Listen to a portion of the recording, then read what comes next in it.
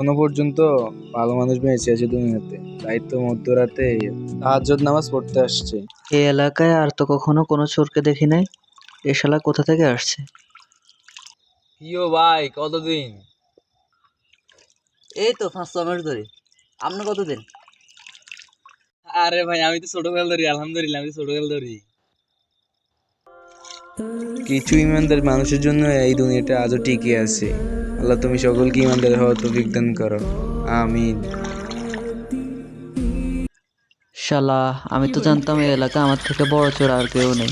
শালা তো দেখি আমার থেকেও বড় চোর। আবার শালার হতে বলে ছোটবেলা থেকে। না না, হতে দেওয়া যাবে না। ওর লগে টক্কর দেওয়া লাগবে।